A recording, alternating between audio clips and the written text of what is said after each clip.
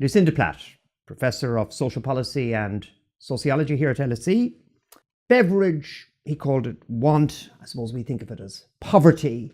Surely here at least we have one where we can say job done. Poverty is completely different in Britain and in the world than when Beveridge was writing. Fair enough?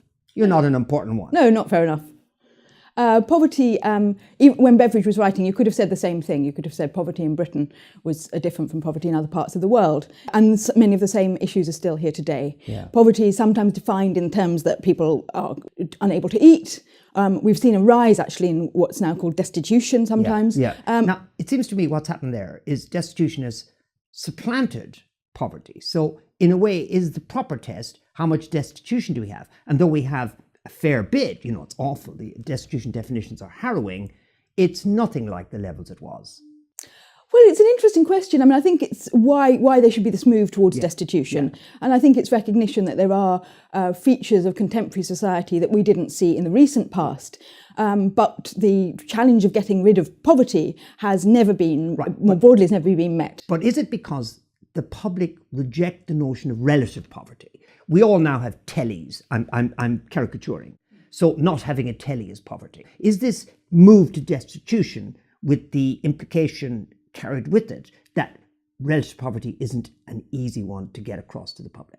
I'm not sure how much we should be swayed by what might be in people's attitudes or people's heads when they think about poverty. We've got to think about what the consequences of poverty are. And we know that what you call relative poverty, poverty measured relative to median incomes, if you look at how that affects child outcomes, it still has a really clear effect on educational, schooling outcomes and outcomes into adulthood. So it matters. And if it's long term, it matters the more. Right. The other tack is, you're right. I'm not going to make a fuss about poverty and destitution. What I'm going to say to you is, forget Britain. Look at the world. Look at the world.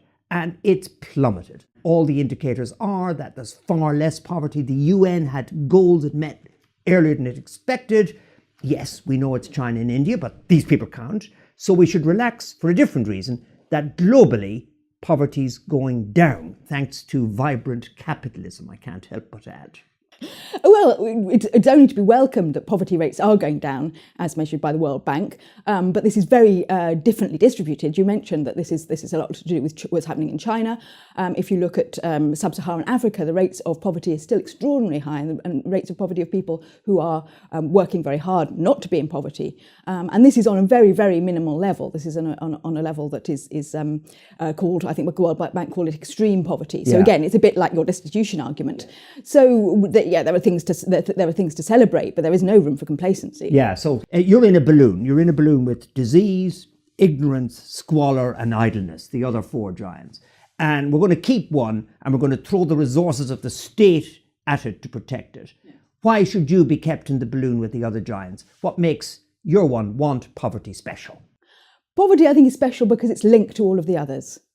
And it's linked to, obviously, to health in very obvious ways. There's plenty of evidence that poverty has impacts on health and well-being and on mental health as well as physical health. It's linked to idleness or employment in the sense that rates of poverty are much higher for those out of work, but we're still seeing this feature of in-work poverty. So we can't, again, think that work is simply the solution. And nearly half of the population who are poor are in working households overall, and that's including those who are in retirement. So we really should be concerned about how it links to all the others. Lucinda Platt, thank you very much for participating, subjecting yourself to this Beveridge Gearty grilling. Thank you very much.